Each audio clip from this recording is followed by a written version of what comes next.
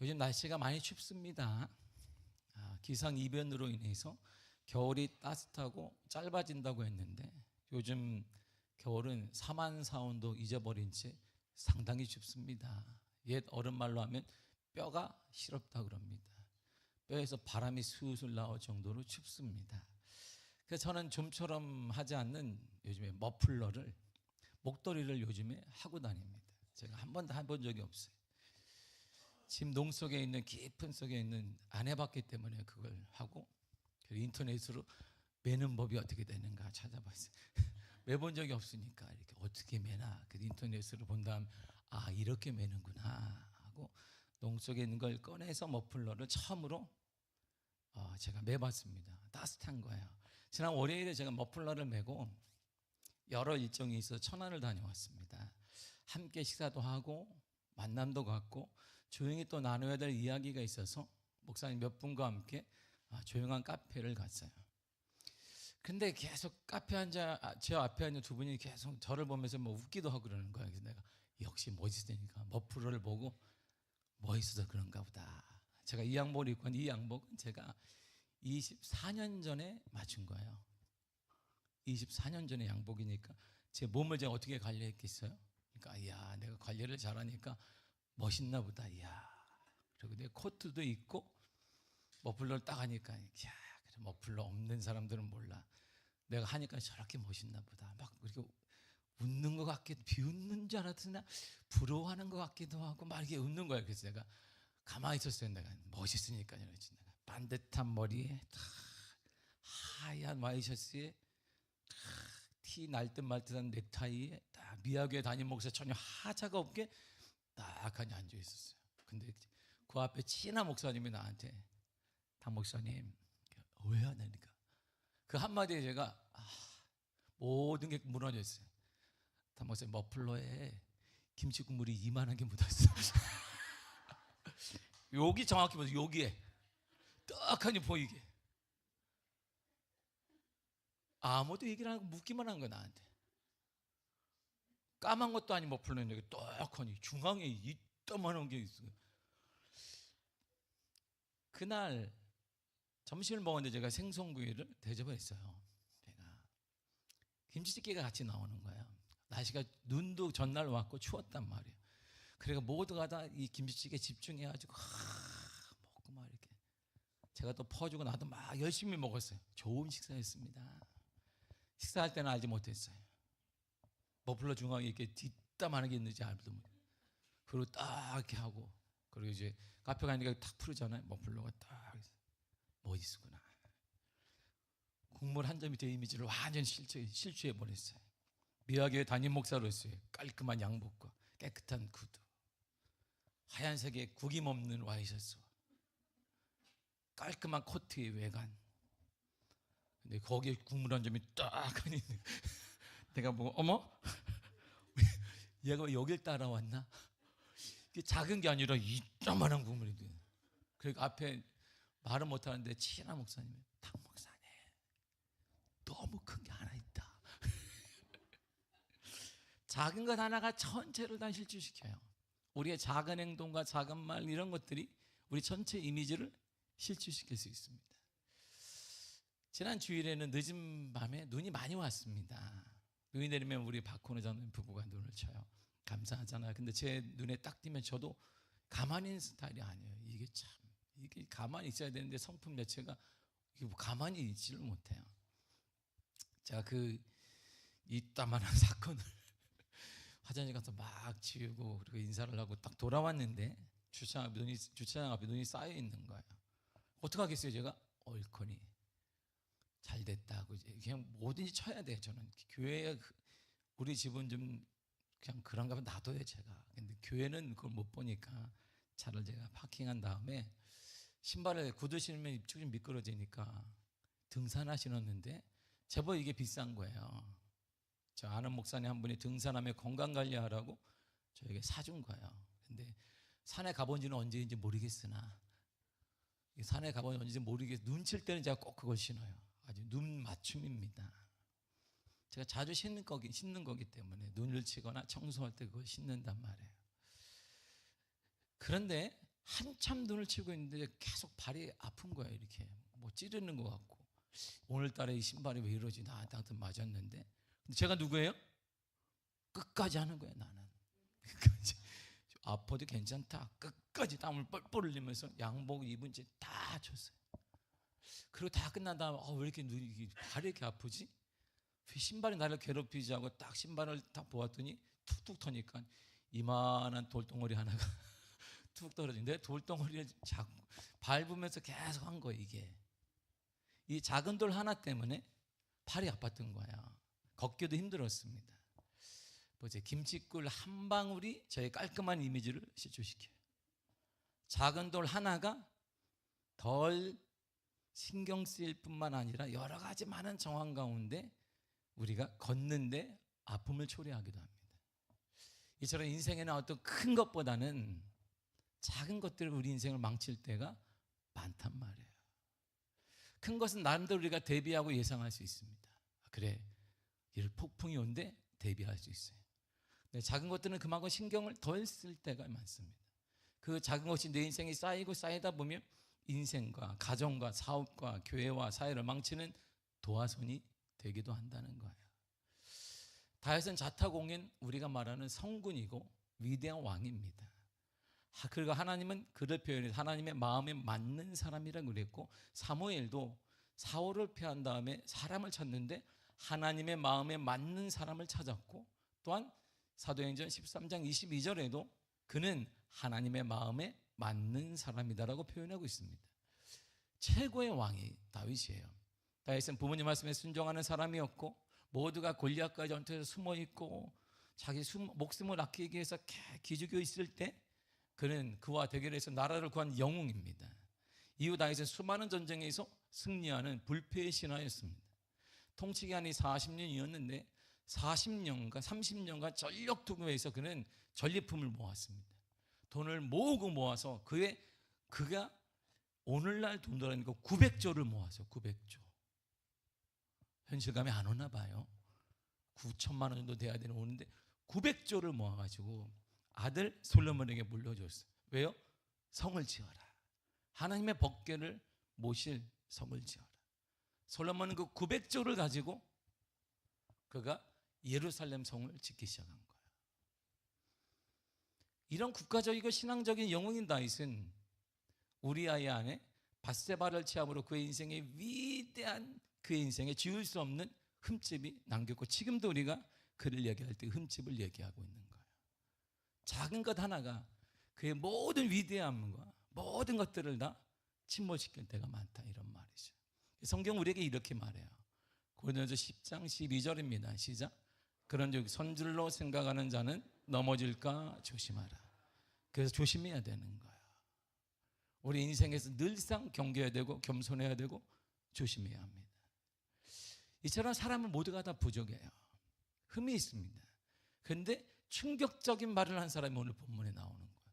이런 모두가 부족한데 한 사람이 나와서 고린도 교회를 향해 여러분 이렇게 말하는 거. 본문 1절을 다 같이 읽도록 하겠습니다. 시작. 너희는 나를 본받는 자가 되라. 아멘.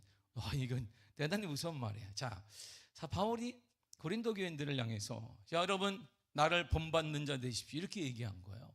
고린도 교인들이 너무 충격이었을 거예요. 여러분들 가까이 있는 자녀들에게 얘들아 엄마 아빠를 본받는 자 되라 그러면 어떻게 반응할까요? 갑자기 우리 엄마가 교회 갔더니 잘못 먹고 왔나? 그럴지도 모르겠어요. 그럼 배우자에게 이렇게 딱 있어요. 여보 나를 본받는 자 되세요. 그러면 심각하다. 이거 심각한 이게 무슨 병이 걸린 것 같다. 이렇게 얘기할 거예요. 가까이 있는 우리 작은 같은 구역이나 서로 식구들에게, 일주일에 한 번 보는 성도들에게, 매일 보는 직장인들에게, 또 사업체 구성원들을 향해 여러분 나를 본받는 자 되세요 이렇게 말할 때 반응은 어떨까요? 좋은 반응이 있기를 간절히 축복합니다. 그렇다면 정말 바울은 인격, 성품, 모든 행동 등에 있어서 모든 면에서 고린도 교인들에게 모범이 될 만한, 본받을 만한 사람이었는가 물어봐야 돼요. 정말 다 갖추어져 있었을까? 바울이 바나바와 함께 선교여행을 이제 1차, 2차를 다 갔잖아요. 지중해 구브로 출신의 마가라는 젊은 청년이 왔어요. 선교에 동참하겠습니다. 그러니까 괜찮겠다. 그가 누군지 보니까 구브로 출신인데 레위 족속이에요. 그리고 더 나아가서 바나바 누이의 아들이에요. 조카잖아요. 그의 어머니는 또한 예수님과 사도들에게 강력한 물질의 후원자예요. 돈이 많은 집안이었어요. 그러니까 마가가 들어오면 물질적으로 풍부해질 수 있는 거예요. 반대로 그러니까 마가는 고생을 좀 덜 해본 사람이기도 하죠. 아무튼 물질이 풍부한데 근데 하나님의 은혜를 받아서 그가 어떤 사람은 예수님과 공동체를 마가다락방을 제공했잖아요. 그리고 먹는 모든 것들을 제공했어요. 그만 왔나요? 수많은 사람들한테 다 제공했습니다. 유력한 물질의 후원자였어요. 그는 윤택했습니다. 그는 그가 은혜를 받았어요. 그리고 바울과 바나바 사역에 동참하기로 했습니다. 저도 동참하고 싶습니다. 그래서 얼마나 좋아요? 젊은 친구가 누릴 수 있음에도 불구하고 동참하니까 그래 같이 하여가자. 그런데 그가 고생을 좀 덜 해봤잖아요. 하다 보니까 이게 생각보다 너무 힘든 거예요. 힘드니까 도중에 못하겠습니다. 돌아가 버렸어. 그러니까 사도 바울이 선교에 차질이 생긴 거예요. 아니 중간에 구할 수도 없고 분명 10명이 가면 각자 맡은 일이 있는데 마가가 빠져버리니까 이런 일이 다 있대. 그러니까 두 배로 힘이 드는 지도자 입장에서는. 그래서 바울과 바나바가 그 일을 메꿨습니다. 그런데 마가가 돌아오더니 깊이 자신을 회개하는 거야. 내가 그 일을 완주했어야 되는데. 다시 하나님께 기도하면서 마음을 잡았어요. 그리고 바울과 바나바에게 다시 찾아가서 다시 회개하나 동참하겠습니다 그랬습니다. 근데 바울은 한마디로 딱 잘라버렸어요. 너는 안 돼. 바나바의 생각은 달랐어요. 젊은 청년이고 젊을 때 실패할 수 있으니까 기회를 줘야 한다. 다시 우리가 양육하자. 복음의 사역자 동역자로 키워보자. 그렇게 제안을 했는데 바나바는 용서가 없었습니다. 바울은 용서가 없어요. 마가는 실패자야. 마가는 방해꾼이야. 저는 절대 안 돼. 근데 바울은 바나바와 계속 대립을 하다가 바울이 등단하게 만든 사람이 바나바예요. 그가 회심했는지 아닌지도 모르는데 바나바는 그의 손을 잡고 베드로를 만나게 해주었어요. 사역의 길을 열어준 사람이 바나바인데 당신하고 헤어져 그러면 당신도 저를 같이 가. 헤어져 버렸습니다. 바울은 결단력이 있어요. 확신에 찬 성품과 믿음이 있습니다. 근데 바나바 같은 젊은이에 대해서 미래에 기회를 주려고 너그러운 마음이 없는 거예요.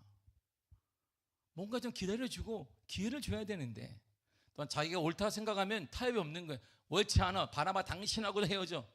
그래서 바나바 그는 헤어졌습니다. 타협할지도 모르고 양보할지도 모르는 외골수 인생이에요.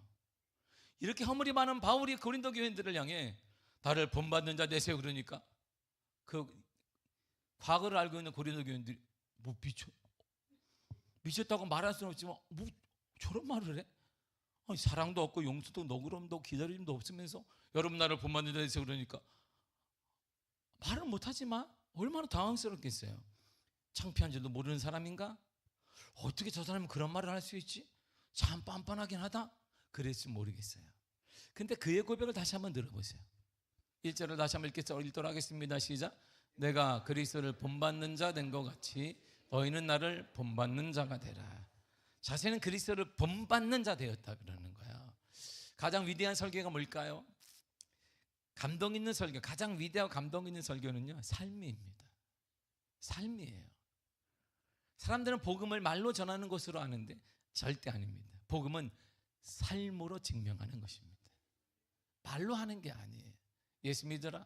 자녀들에게 예수 믿어야 돼. 절대 감동이 오지 않습니다. 복음은 정말 진정한 강력한 설교는 언어 구사력에 뛰어난 것이 아니라 삶이 증명되는 거예요.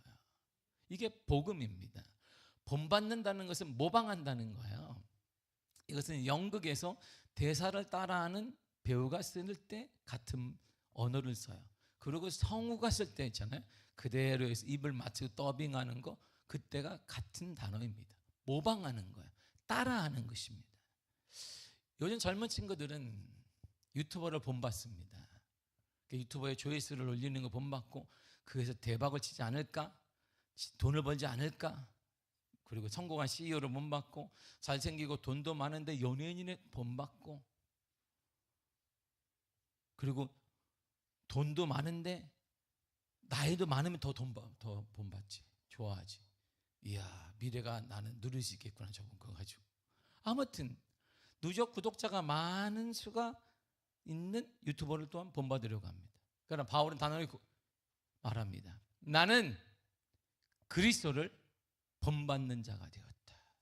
그는 딱 한마디, 나는 유행이 아니라 인기 있는 사람이, 돈 많은 사람이 아니라 미래가 뭐 이런 게 아니라 나는 그리스도를 본받는 자가 되었다라는 거예요. 그럼 뭘 본받았는데? 그리스도의 삶은 아주 단순합니다. 예수님의 삶은 성경에 많이 나오는데 되게 단순해요. 하나님의 명령, 하나님이 자기 아들을 아끼지 아니하시고 인류 구원을 위해서 너 가라 그랬어요.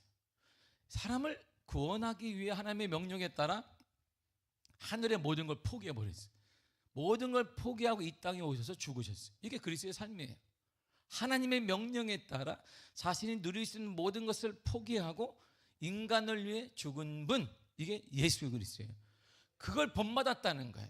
예수 그리스도 본받는 건 어려운 거 아닙니다. 여기를 다 암송할 필요가 없습니다.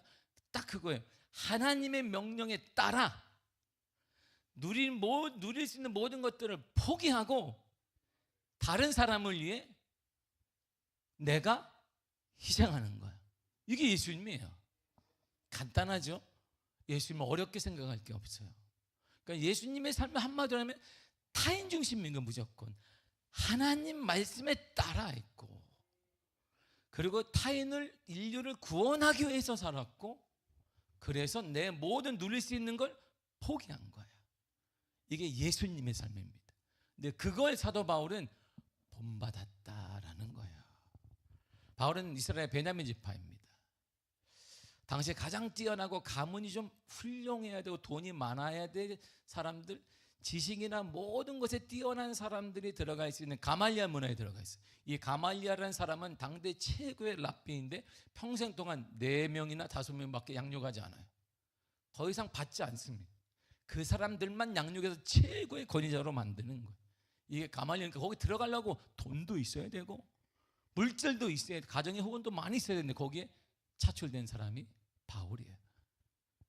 그러니까 그는 로마의 시민권자이기도 하고 고위직 공무원입니다. 세상적으로 자랑하고 유익하고 모든 것들이 성공한 사람이에요. 더구나 그는 유대인인데 기독교 신자들이 유대교의 가르침에 어긋난다고 믿고 스데반을 죽이는데 앞장선 사람이 바로 바울입니다. 그런 그가 대제사장으로부터 신자들을 체포할 권한을 위임받아서 다메섹으로 가는 중에 부활하신 예수 그리스도를 만나요. 그리고 그가 가진 모든 자리, 부, 기득권 등을 한순간에 다 버립니다.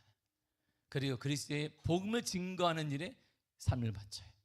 예수님을 만나서 그리스도의 명령에 따라 살되 자신의 모든 것을 포기하고 다른 사람을 구원하기 위해서 살아요. 보세요, 똑같지 않아요? 예수님의 삶을 계속 본받은 거예요. 그래서 자신이 얘기하는 나는 그리스도를 본받는 삶이 되었다. 본받았더니 그에 필요한 거, 그런 물질을 다 버렸습니다. 가정에서도 바보라고 이단하라고 그는 버려졌는데 물질의 후원자도 생기고 동역자도 생기고 모든 이게 복을 받는 비결이 여기에 있는 거예요. 그렇게 복은 이렇게 받는 것입니다. 바울은 그리스도를 만난 후에 완전히 다른 사람이 되었습니다. 이후의 삶을 보세요. 이후의 삶을 고린도서 11장 23절에서 7절까지 이렇게 말합니다. 시작. 내가 옥에 갇히기도 더 많이 하고 매도 수없이 맞고 여러 번 죽을 뻔하였으니 유대인들에게 40에서 하나 감한 매를 5번 맞았으며 3번 퇴장으로 맞고 1번 돌로 맞고 3번 파손하고 일주일을 깊은 바다에서 지냈으며 여러 번 여행하면서 강의 위험과 강도의 위험과 동족의 위험과 이방인의 위험과 시내의 위험과 강야의 위험과 바다의 위험과 거짓 형제 중에 위협을 당하고 또 수고하여 애쓰고 여러 번 자지 못하고 줄이며 목마르고 여러 번 굶고 춥고 헐벗었노라. 아멘. 그는 그런 사람이 아니에요. 당대 최고의 부자야. 아버지가 비즈니스맨이에요. 어머니는 신실한 유대인이에요. 그러니까 그리고 최고의 고위직 공무원이었어요. 가말리아 문화에서 들어간 자체가 최고인 거예요. 근데 그 삶을 보세요. 맞고 위협당하고 동족에게, 유대인들에게, 이방인들에게, 강도들에게 위협당하고 맞고, 배도 고프고 목마르고 춥고 배고팠다. 이렇게 살았어요. 왜요? 철저히 예수님을 본받는 타인 중심으로 살았기 때문이에요. 주의 명령에 따라 자신이 누릴 수 있는 모든 권리를 포기하고 다른 사람의 구원을 위해 살았기 때문이에요. 하나님 중심과 예수 그리스도의 중심과 구원을 받아야 될 타인 중심으로 살았습니다. 이 사역을 위해 그는 모든 누림을 다 포기했어요.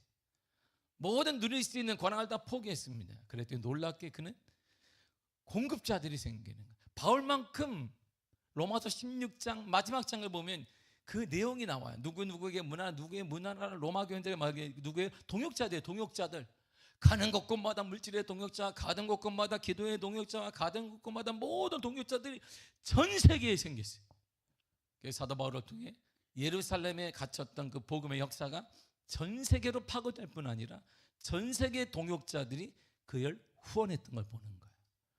부족함이 없는 사역을 감당하게 된 것입니다. 그래서 그는 이렇게 말해요.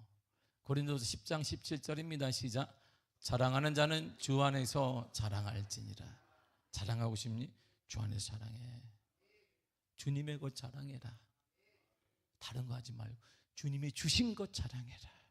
주의 이름으로 자랑하라. 바른 사람, 믿음의 사람은 자신이 지혜와 명명이나 또한 부함을 자랑해서는 안 됩니다. 우리가 자랑해야 할 것은 하나님을 아는 것을 자랑해야 하는 것입니다. 여러분이 진정한 하나님을 안다면 자신을 자랑하기보다는 자신을 존재케 하신 하나님을 자랑하는 것입니다. 성경 우리를 이렇게 설명합니다. 고린도서 3장 9절입니다. 시작. 우리는 하나님의 동역자들이요. 동역자란, 여기서 동역자는 하나님 같이 일하는 사람인가? 그 말이 아니라 하나님의 일을 행하는 데 있어서 함께 일하는 사람들이라는 뜻이에요. 하나님의 일을 행함에 있어서 함께 일하는, 우리가 함께 일하는 사람들에게 동역자라고 하는 거예요. 우리는 하나님의 일을 함께 하는 사람이에요. 그래서 우리는 동역자들입니다. 사도들, 하나님의 사람들, 바울에게는 많은 동역자들이 있어요. 브리스길라와 아굴라와 디모데와 디도와 마가와 누가와 있었습니다.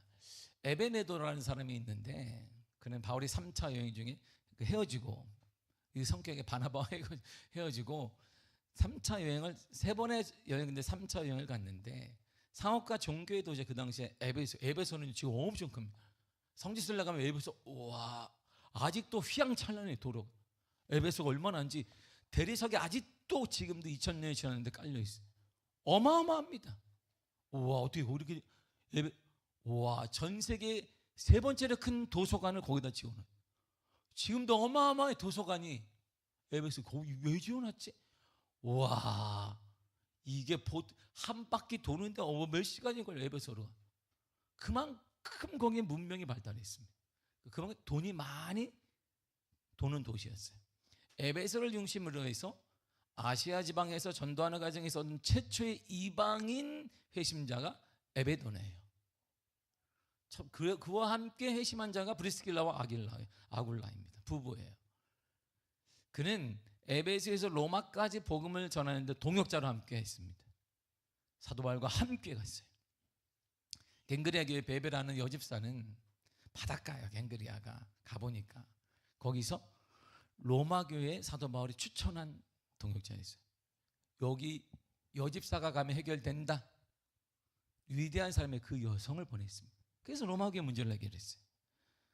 더 나아가 바울과 복음을 전하다 함께 감옥에 갇혔던 안드로니고와 유니게 또한 신실한 바울의 동역자들이에요. 더디오라는 사람은 사도 바울의 감옥에 갇힌 편지를 할 수 없으니까 뭐냐면 사도 바울이 얘기를 해요. 그걸 다 적어요. 이렇게. 그리고 대피를 내가지고 보낸 사람이 사도 바울의 편지. 그게 바로 더디오예요. 바울에게는 수많은 동역자들이 있습니다. 그는 감옥에도 있고 가면 있고 모에도 있고 물질의 동역자도 있고 기도의 혼자도 있고 동역자들이 많아요. 이처럼 바울에게는 신실한 동역자들이 많아요. 여러분들은 동역자들이 누구가 있습니까? 바울은 동역자들과 함께 하나님 나라 확장 사업에 힘썼고 복음에 전하지 않았던 이방 땅에 교회를 세우고 역사가 달라지게 되고 복음의 확장을 이루게 되었습니다. 누구와 함께? 동역자들과 함께. 그러면 그들이 할 일이 뭔데요? 동역자 할 일은 이겁니다. 고린도서 3장 5절을 보겠습니다. 시작. 그런즉 아볼로는 무엇이며 바울은 무엇이냐? 그들은 주께서 각각 주신 대로 너희로 하여금 믿게 한 사역자들이니라. 아멘. 보세요. 동역자들은 믿게 하는 것입니다.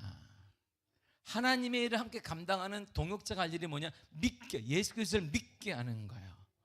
뭘로요? 말로 하는 게 복음은 말이 아니에요. 삶으로 증명해내는 거예요. 내가 말씀을 삶으로 증명해내는 거예요. 하나님의 말씀이 살아있구나, 그걸 보여주는 거예요.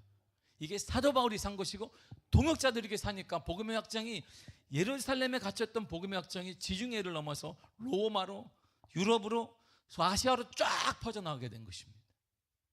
그 복음의 역사가 다시 한참 후에 우리 한국 땅까지 돌아오게 된 거예요. 우리는 말이 삶으로 드러나는 것을 보고 살아계신 예수 그리스도를 믿게 하는 것이 동역자가 하는 일이에요. 이것이 동역자인 우리가 해야 될 일입니다. 우리는 이런 교회가 되겠으면 다섯 번째가 이거예요. 다시 읽도록 하겠습니다. 시작. 담임 목사님의 뜻과 비전에 전적으로 따르며 동역하는 교회가 되겠습니다. 성경에서 목사는 포이맨이에요. 지금 목사라고 합니다. 에베소 4장 11절에 목사라는 단어가 나오는데 이게 포이맨입니다. 그 책무가 뭐냐? 양떼인 교인을 돌보고 먹이며 인도하기 위해 부르신 영적 지도자라고 합니다. 그러니까 목자로 세우신 목사의 역할이 뭐냐? 영적 지도자인 목사는 양떼를 지키고 위협으로부터 보호하는 것입니다. 하나님이 세우신 인도자인 목사는 흩어진 양떼를 모으는 거예요. 이렇게 마음도 모으고 뜻도 모아서 그들이 다시 두려워하지 않게 안식처를 제공하는 것입니다. 다윗을 보세요. 다윗은 양을 치는 중에 하나님의 부름을 받습니다. 딱 적격인 거예요. 양을 지키고 양을 모으고, 그게 목자로서의 딱 보니까 하나님이 너는 최선 열심을 품는 거라 해서 그를 하나님의 목자로 부르게 됩니다.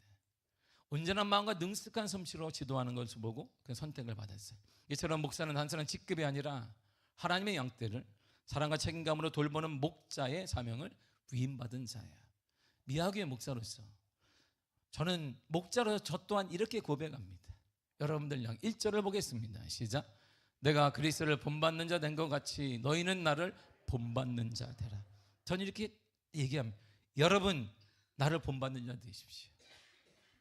함께 하나님의 은혜를 받기를 간절히 축복합니다. 우리 모두 하나님의 일을 함께 실천하는 동역자가 되어야 됩니다. 여러분은 미아교의 목자인 저의 동역자가 되십시오. 저를 본받는 자 되시기를 바랍니다. 믿게 하는 거예요. 여러분 언어로 믿게 하는 게 아닙니다. 신학적인 용어로 믿게 하는 거 아닙니다. 삶으로 증명해서 믿게 하는 것입니다. 예수 그리스도를 믿게 하는 것이 우리가 할 일이에요. 삶을 통해 우리의 살아냄을 통하여서 믿게 하는 것, 이것이 우리가 할 일이고 저를 본받을 여러분들이 해야 될 일입니다. 저는요, 하나님이 제게 주신 비전과 뜻이 있습니다. 하나님, 저는 살리는 목회를 할 것입니다. 뭘 살리는데? 사람을 살릴 것입니다. 누구를 살릴 거예요? 다음 세대를 살릴 것입니다. 교회 생명은 다음 세대이기 때문입니다. 그런데 그 사역을 감당하기 위해 기존의 성도들, 즉 기성세대를 하나님의 동역자로 세워야 돼요. 다음 세대를 살리기 위한 전제가 뭐냐? 기성세대 여러분이 살아야 되는 것입니다. 여러분이 죽었는데 다음 세대가 천만에 일어나지 않습니다. 기성세대가 살지 못한 거에 다음 세대는 절대 살아나지 못합니다. 부모 세대가 살아나지 못한 땅에서 자녀 세대는 절대 살아날 수 없습니다. 가운데 종종 불이 일어나요. 불이 일어나면 보세요. 캘리포니아에 불이 일어나면 거기 있는 연예인들 집들이 싹 타버립니다. 딱 학자들이 얘기할 때 100년 이상 걸립니다. 원상복구. 기존의 나무들이 싹 타버리세요. 제가 LA 가니까 70마일즈라고 있어요. 이게 70마일. 그게 17마일이 와, 차로 찻길인데 와, 나무가 끝이 안 보여.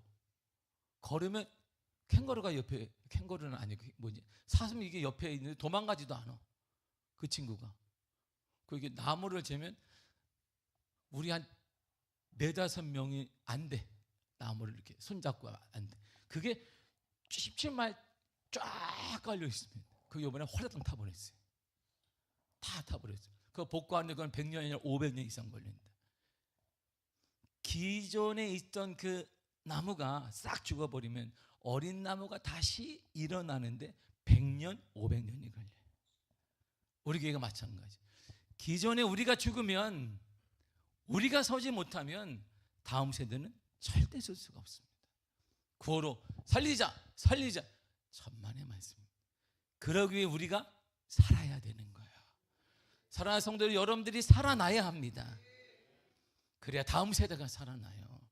다음 세대를 살려고자 한다면 우리가 살아나야 된단 말입니다.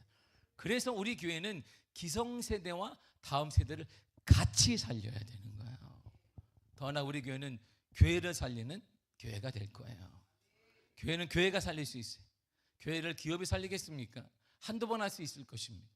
개인이 할 수 있습니다. 그러나 교회는 교회가 살리는, 특별히 시대적으로 영적인 침체 시대가 도래해 있습니다.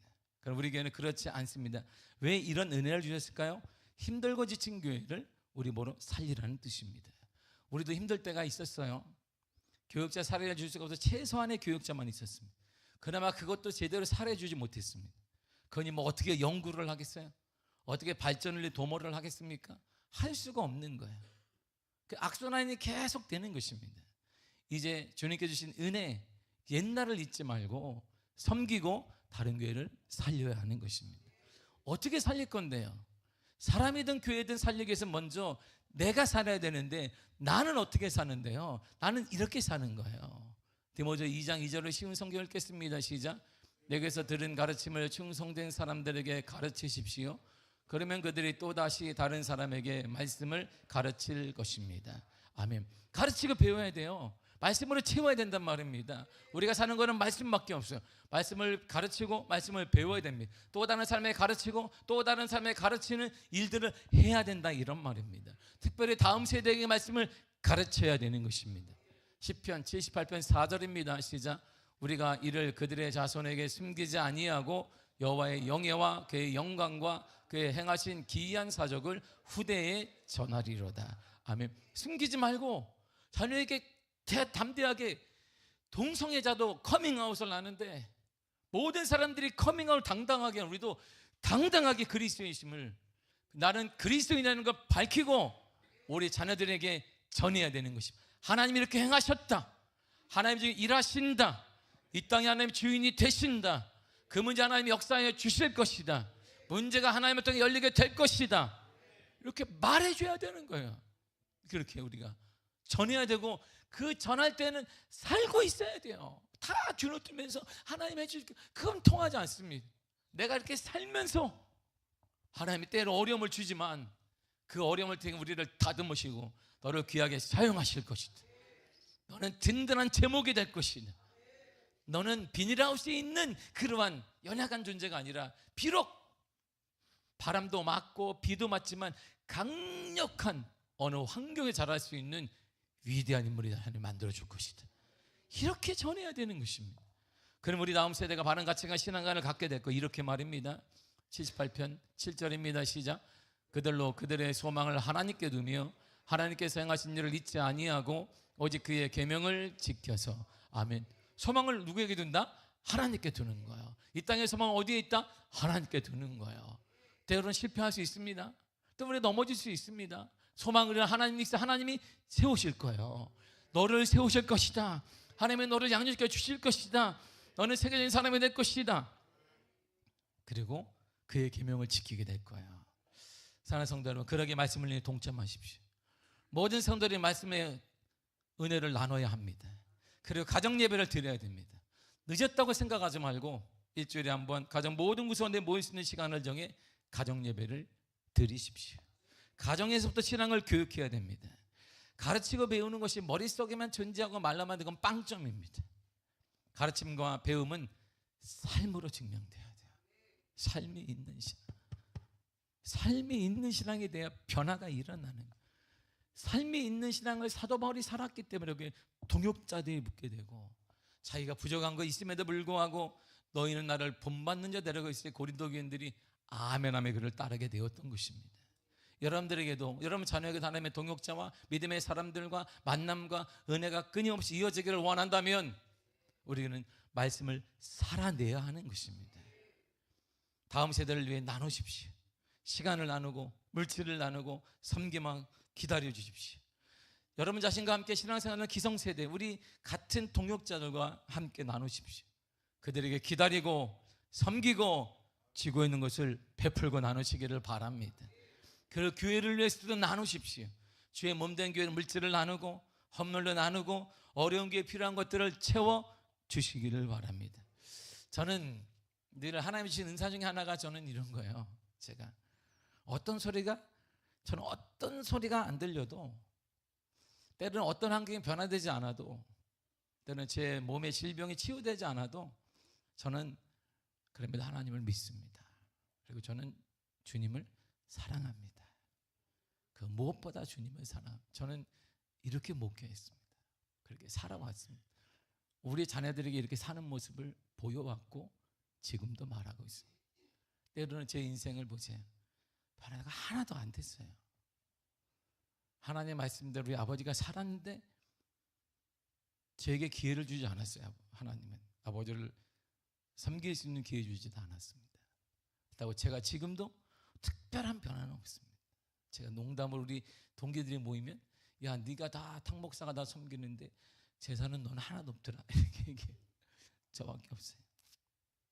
환경이 변화되지 않아요. 저는 소리도 어느 때는 들리지 않아요. 하나님의 소리가. 아픈 데도 치유되지 않을 때도 있어요. 근데 저는 주님을 믿고 사랑합니다. 그 무엇보다 주님을 저는 사랑합니다. 이게 제게 주신 은혜인 거야. 그 은혜로 저는 목회를 하고 있고, 그래서 감격이 끊임없이 일어나는 거예요. 때로는 문제가 왜 없겠어요. 그럼에도 불구하고 저는 주님을 믿는 거예요. 나는 주님을 믿습니다. 나는 주님을 사랑합니다. 절대 믿음에 따라 저는 하나님 중심과 타인 중심으로 살아왔고 살아가고 있습니다. 그래서 가면 여러분들 저는 이렇게 담대하게 얘기할 수 있습니다. 1절을 다 같이 읽겠습니다. 시작. 너희는 나를 본받는 자가 되라. 그리고 제게 맡겨진 일에 대해 저는 크든 작든 정말 열심히 합니다. 정말 열심히. 저는 정말 열심히 해요. 우리 큰아이가 그만 좀 하라고 아빠 그만 이렇게 하라 그러는데 난 열심히 합니다. 제가 봐도 열심히 해요. 그냥. 고린도서 3장 6절을 보겠습니다. 시작. 나는 심었고 아볼로는 물을 주었으되 오직 하나님께서 자라나게 하셨나니. 아멘. 우리가 이제는 오직 맡겨진 일에 충성을 다하는 것입니다.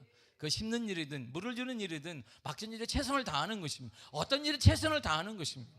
안드레스든 뭐하든 아니면 찬양을 하든 뭐 악기를 하든 뭐하든 최선을 다, 뭐 봉사를 하든 컴퓨터를 이렇게 만져도 최선을 다하는 것입니다. 예배에 참여하든 최선을 다해 찬양하시고 최선을 다해 듣고 귀를 쫑긋 세우고 들으시기를 바랍니다. 그래서 바울이 이렇게 말한 거예요. 고린도서 4장 2절입니다. 시작. 맡은 자들에게 구할 것은 충성이니라. 충성이란 말은 한 번에 열심히 하는 게 아니라 끊임없이 하는 거예요. 항상 그 자리에 앉아서 끊임없는 태도가 바로 충성인 거예요. 저는 중학교 2학년 때 밤을 새며 기도하는 중에 주님께 제가 응답을 하나 받았습니다. 맺힌 게 너무 많았어요. 화도 많이 났어요. 하나님이 내가 무슨 난 욕도 하지 않았어요. 하나님 어릴 때 목사 자녀로 나는 누가 뭐라 했는데 내가 야근을 했지만 욕도 하지 않았고 때리지도 않았습니다. 나 그렇게 살았습니다. 그러면 하나님 뭔가 이렇게 뭐 줘야 되는데 욕도 안 하고 착하게 산 나는 학교 못 나가게 하고 욕 진짜 잘하고 못된 쟤는 학생이고 나는 뭐예요 하나님? 어? 나는 뭡니까? 그리고 제가 중2 때부터 아르바이트 하는데 더 화가 나는 거예요. 나는 욕먹으면서 깨끗 해봐야 몇 푼 벌어봐야 아버지한테 주면 아버지가 교회 그 얼마나 받았겠어요. 그 막 부글부글 끓고 있는데 수련회를 간 거예요. 수련회 갔다 내가 목자 들어가는 직업은 절대 갖지 않는데 목탁 이런 것도 싫어하는 거예요. 목자 들어가는 날 진짜 내가 목사 다 싫어. 그러다가 부자도 싫어. 부흥사까지 싫어. 나는 절대 안 한다. 제가 그때 은혜를 받았어요. 밤새 처음으로 기도했습니다. 어린 제가 기도하니 하나님이 제게 감동을 하나 주었어요. 그때 제가 성경을 딱 핀 거예요. 도마은 16장 10절이었어요. 제게 작은 것에 충성된 자는 큰 것에도 충성되고 지극히 작은 것에 불의한 자는 큰 것에도 불의하니라. 그래서 제가 열심히 하는 거예요. 열심히 하는, 청소도 열심히 하는 거예요. 뭐 열심히 하는 거예요. 여러분 사칭 가보세요. 교육관 여러분은 모르는데 제가 올 때부터 선이 바닥에 막 이렇게 막 걸려. 막 가난해 보여. 선이 막 얼마나 지저분한지 몰라요. 저거 고쳤으면 좋겠는데 그러다가 너무 집안에 선이 막 이렇게 쭉 걸려 있는 데가 어디 있어요? 다 늦든가 하잖아요. 그걸 9년이 넘도록 보고만 있었어요. 너무 막 이번에 사칭가 마시는데 선이 아무것도 없어요. 싹 공사를 해버렸어요. 선을 싹 넣어버렸어요. 그래서 손이 걸치는 게 없어요. 바닥이 깨끗합니다. 열심히 해나. 이것 때문이에요. 받은 은혜. 작은 것에 열심히 충성을 다하자. 큰 것에 하나님의 충성을 하도록 역사하실 것이다. 사랑하는 성도 여러분, 우리 모두 하나님의 일에 함께 동역하시기를 바랍니다. 그래서 주님께서 담임 목사님 제게 주신 비전과 뜻에 전적으로 따르며 동역자가 되시기를 간절히 축복합니다. 믿게 하십시다. 삶으로 증명해서 우리가 믿음의 사람을 모읍시다. 그래야 살리는 인생이 됩시다. 살리는 교회, 교회가 되고 살리는 기업이 되고 살리는 신앙인이 되어서 우리가 여러분을 통해서 자녀도 살고 가정도 살고 여러분의 일터도 살고 교회도 살리는 놀라운 은혜가 있기를 간절히 축복합니다. 여러분을 살리는 데 동참하는 동역자가 되시기를 바랍니다. 함께 주의 일에 열심을 붓는 믿음의 은혜가 있기를 간절히 바라고, 사도 바울의 하나님이 그의 함을 통하여서 수많은 동역자들을 통해 그를 후원해 주셨던 것처럼 여러분들이 이렇게 삶을 통해서 사랑함으로 하나님께 주시는 동역자들이 넘쳐나기를 바라고, 여러분들 눈에 보이는 제 비전에 동참해서 하나님의 거룩한 역사를 보고 확인하고 일궈내는 놀라운 축복의 은혜가 있기를 간절히 축복합니다. 기도하겠습니다.